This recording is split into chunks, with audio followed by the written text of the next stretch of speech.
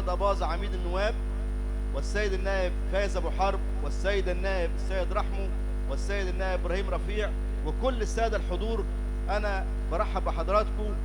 ويمكن وإحنا بنتكلم النهاردة اسمحوا لي إن أنا أنتهز هذه الفرصة وأتحدث مع حضراتكم وأذكركم وأذكر نفسي إن مصر دولة لها حدود، وحدودها كلها ملتهبة، وفي مؤامرات بتحاك لينا. وعايز أؤكد برضو إن مصر لها موقف ثابت مع القضية الفلسطينية. الدول العربية كلها ما عملتش 1% ولا 10% من تضحيات اللي قدمتها مصر. مصر قدمت عشان القضية الفلسطينية 100,000 جريح وشهيد. كل واحد يمكن يبقى خاله ولا عمه توفى واستشهد، واحنا على خطوات قريبة من معركة مدرسة بحر البقر. فعشان كده بنقول ان محدش يزايد على موقفنا. احنا اكتر ناس وقفنا مع القضية الفلسطينية. هم عايزين النهاردة يقولوا لنا افتح الحدود. هنفتح الحدود عشان الناس هيطفشوا وهييجوا وغزة هتبقى فاضية. مفيش قضية فلسطينية للأسف. عايزين يفكروا بشكل، وعايزين نفكر معاهم بنفس الشكل ده. على فكرة بقول لحضراتكم، ودي مش معلومة بقولها لكم، لكن انتوا عارفين ان في حدود 4 دول مع الكيان الإسرائيلي. سوريا ليها حدود مع إسرائيل، والأردن ليها حدود مع إسرائيل، ولبنان ليها حدود مع إسرائيل، ومصر ليها حدود مع إسرائيل. هم النهارده بيعملوا الكلام ده كله ليه؟ لتشويه صورة مصر. لكن اللي عايز أقوله إن القيادة السياسية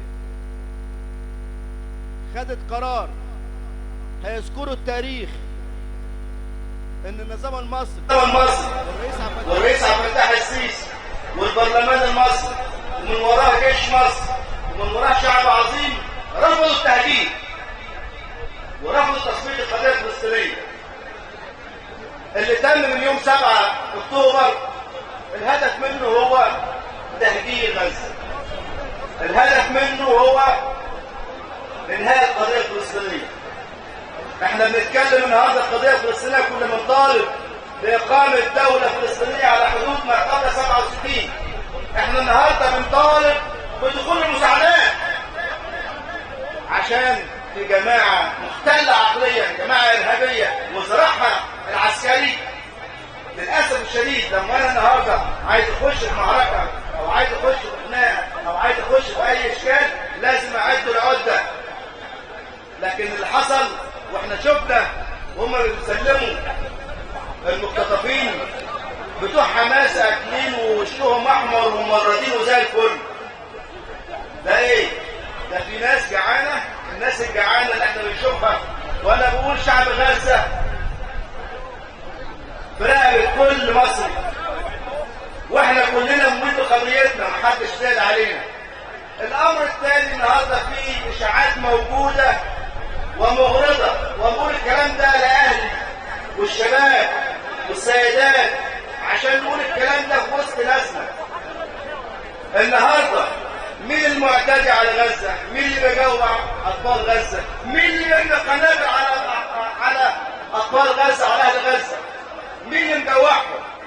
يقوم حضرتك يطلع شاب والشباب بتوع الجماعة المختلة، الجماعة الإرهابية، ويروح يقفل السفارة في الهيبة، السفارة المصرية. لو أنت كنت بتفهم ما تروح تقفل السفارة الإسرائيلية، ما تروح تقفل السفارة الأمريكية. احنا لازم نفعل العقل ونتكلم بالعقل ونقول ان احنا النهارده كل ده هدف الاشاعات اللي موجوده لزعزعه وعدم الاستقرار وفقد الثقه. لما الرئيس كان بيجيب حامل الطيارات قلنا احنا مش عايزين حامل الطيارات، احنا عايزين ناكل. ولما الرئيس بدأ يدعم في الجيش وبدأ يشتري رافال برضه قلنا احنا عايزين ناكل. الدولة اللي ملهاش جيش قوي مش دولة، تفقد سيادتها، تفقد كرامتها، تفقد عزتها. وبالتالي احنا شعب عظيم وشعب تاريخه دار 7000 سنة وعندنا جيش قوي.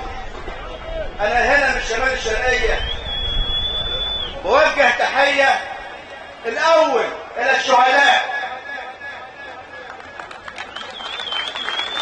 اللي ضحوا بدمهم واسرهم عشان نعيش النهارده امنين في استقرار.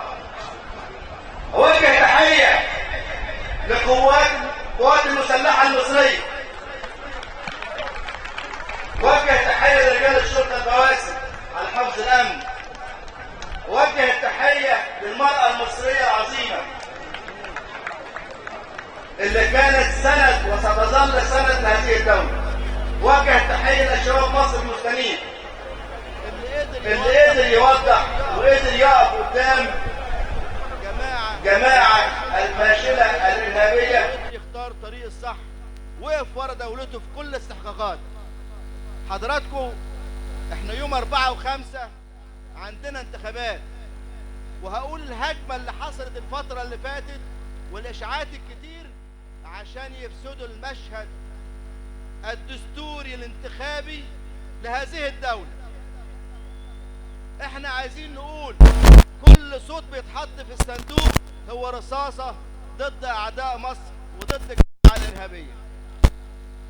بقول لحضراتكم واحنا النهارده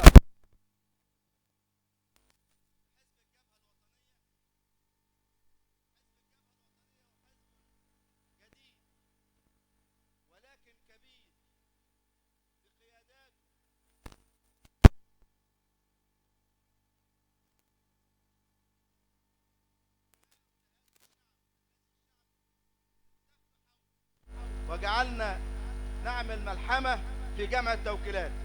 أنا مش عايز أطول على حضراتكم، الكلام كثير، وأنا سعيد جدا إن موجود النهارده في وسط أهلي وناسي في مركز الحسنية وصال الحجر ومركز مشيط أبو عمر. بشكر حضراتكم على حسن الاستماع وبشكر كل السادة الحضور، والسلام عليكم ورحمة الله وبركاته. تحية وتقدير للنائب المحترم سليمان وحدات اللي دايما صوته ينطلق من الضمير الوطني وبنفتخر دايما بيه. والآن الكلمة للنائب فايز أبو حرب صاحب الصوت الحر بشمال سيناء.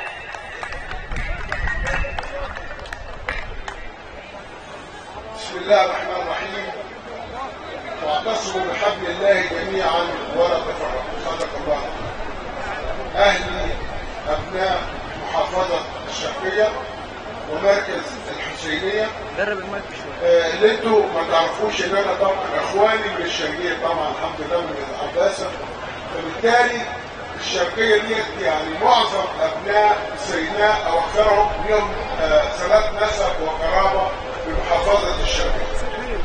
احنا اليوم نحضر هذا المؤتمر الحاشد من مركز الحسينية لتأييد ابن من ابناء الشرقية المهندس جلال جازري، اللي حقيقة راجل تعرفت عليه قريب ولكن دامس القرب وزميلي في القائمة الوطنية من أجل مصر.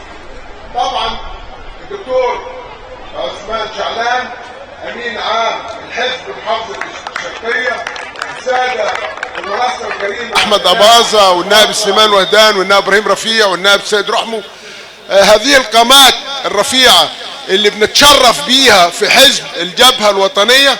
حزب الجبهة الوطنية تأكدوا ولد عملاق، لأنه من رحم أبناء القبائل والعائلات اللي في معظم المحافظات الشرقية وخلافها كلهم عائلات وقبائل. احنا حزب الجبهة الوطنية بنأكد ليكم انه اللي هيخرج من العائلات والقبائل اللي هتختاروا احنا هنتبناه في حزب الجبهة الوطنية.